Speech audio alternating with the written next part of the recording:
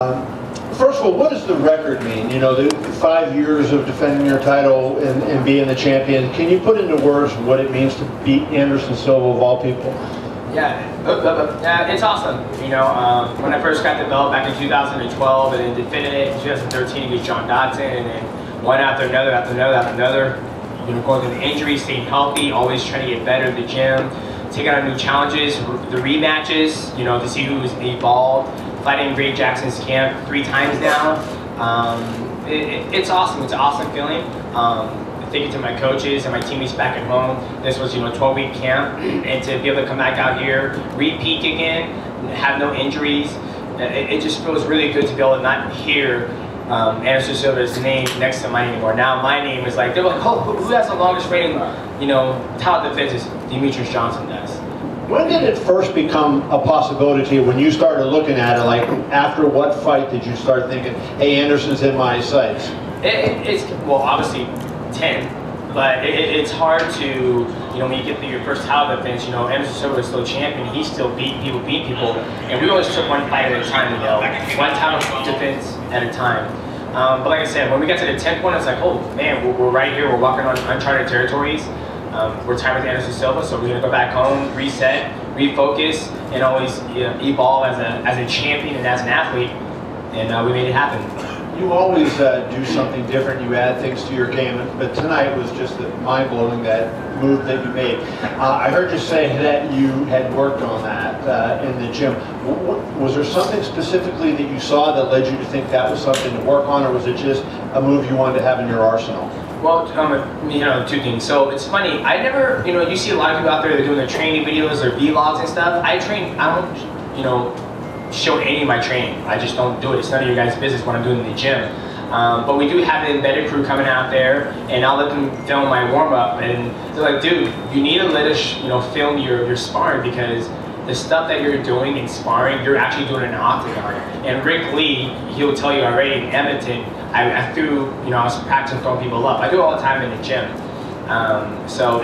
When I was in the octagon fighting Ray Borg, he's very tough dude. His game is scrambling. That's what he likes to do. And when he was like, oh, I'm out, scrambling DJ, I'm gonna get on top of him. And even when he took me down, I was like, okay, you took me down, are you gonna pass guard? No. And I elevated him, and I got back up, and I was like, okay, you took me down, that was the best opportunity you had. And then when I had his back, he was very planted. His weight was planted in that. A couple weeks ago, he was saying, when somebody's planted, you have to shift their weight, and when they shift their weight, they're light. So when I had him, I was kneeing him. I was going to try to take him in the face, but I knew he was looking for that to try to take me down. So I kneed him, and then I shook his weight. I shifted his weight, and then when he shifted, he went back through another one. I was like, got you. And that's when I threw him up, and then landed on armbar. Yeah, fuck yeah. Mighty Mouse right here. Hey, congratulations, champ. Thank you. That was incredible to witness. But you lied to me at media day. You said you like to play Street Fighter because you can't do those moves in real life, and clearly you were bluffing. What are we going to call that? I don't know. Mighty armbar? I don't know. I was going to say the Mighty Bar, but John Morgan has a good one back there. I'll let him, I don't want to steal his thunder, I'll let him say it. Your pace seemed to increase as the fight went on. At what point did you realize that you were running away with this? Because, you know, once your pace increased, you were basically putting on a clinic. Yeah, there was a long time ago in, I think it was Pride. Pro Copy was his birthday, and he was in the World Grand Prix Championship, and he had that look on his face that nobody's going to take that championship away from him. That's kind of how I felt today. Like, I felt like nobody's going to take this away from me. The weight cut went easy. All my training sessions went easy. I ate as much as I kind of wanted this week, so everything just felt good. And when I got in there, there's something like when I fight guys who are my size, who are 5'3", 5'5", it's easy to just fight, I guess you can say. But you never know that you're gonna win the fight until, you know, the referee pulls you off. I got a lot of footage of you during the open workouts. You know, I witnessed it firsthand, and then of course tonight we saw what you did in there. I just can't wrap my head around some of the things that you do. Can you just drop a little bit of wisdom on those angles? Your angles are just unlike anything anyone else does. It's so far ahead of the game. Yeah, you know, obviously I'm not in the sport of, you know, taking concussions and taking blows. You know, that Vienna and Bobby Green fight, amazing fight. But when I'm sitting back there, everybody's like, "Oh, that's tough fight, that's tough fight." I'm like, man, I'm really worried about the concussions they're receiving right now. They're just taking concussions and concussions. And I learned my lesson a long time ago when I stood and banged with somebody. Matt goes, "You're such an idiot." He goes, "That's not your skill set. Your skill set is to be able to move fluidly through the aspect of mixed martial arts." So when I'm in there and I see Ray Borg walking forward, I'm like, "Okay, he's plotting that front foot. I'm an inside 9. I'm gonna pop the jab. Okay, I'm gonna move. I'm gonna switch the stop. I'm gonna throw the body kick." And then he wants to catch my kick, so I'll throw it and he'll catch it. And I make sure I just keep head on his head. So I look at my opponent and see what they're good at, and then I try to take it away from them, and then I look for the submission or the finish.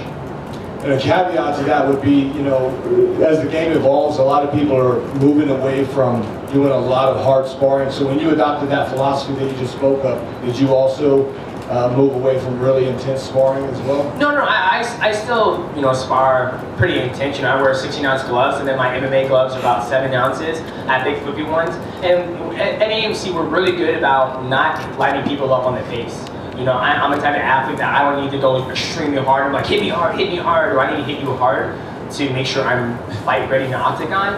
But leg kicks, body shots are 100% at AMC, but headshots, no way now. Thank you. Go ahead, Ariel. Congratulations. Yes, I'll come on your show Monday. Oh, thank you. Okay, I'll give the mic away.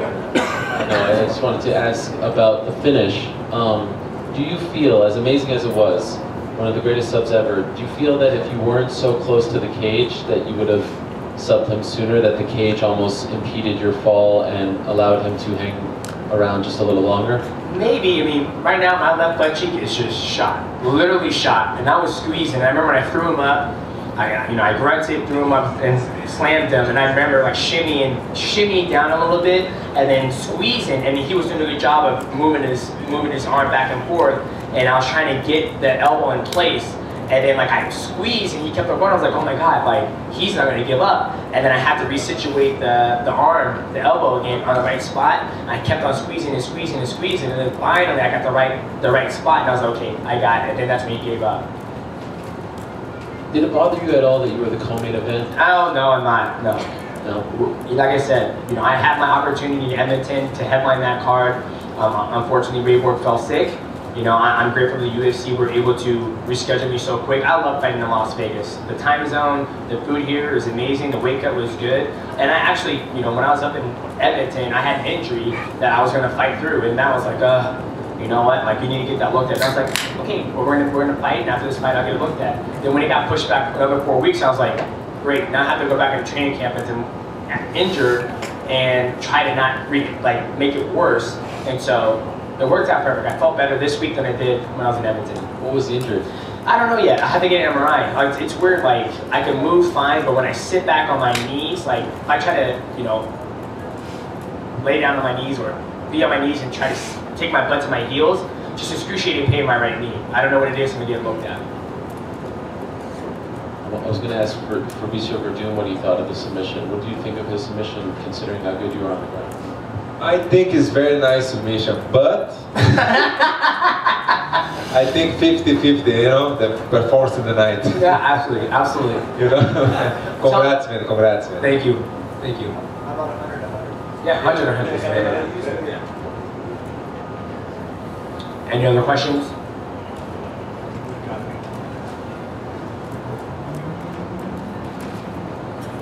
Tell us about Fight Week. We saw you driving around. Was Bentley, Rolls-Royce, and then Slingshot. And what can we expect as of moving forward? Is it going to be private jets and flash? And I don't make that much money. Let's be honest there, okay? No, man, that was just something that, you know, first round management did for me. You know, was it the Bentley? Yeah, the Bentley was fun.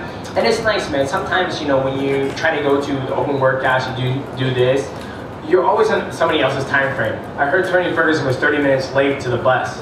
And I was like, dude, I'm not gonna wait 30 minutes for you, dude. So I'm glad that I have my own car service to get me to the open workouts. And then the Slingshot was fun, the Mighty Mobile was something fun to experience. I've always wanted a motorcycle, but I've just been too scared to get on it, you know. I feel more comfortable on 3 wheels instead of 2. Any other questions? God bless your souls.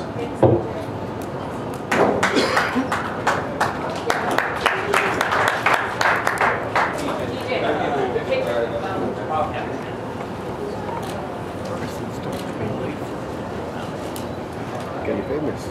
Weren't we talking about that the other day? I thought it was with you.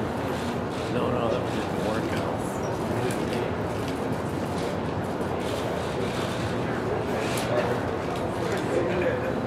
You now have 11 belts, by the way?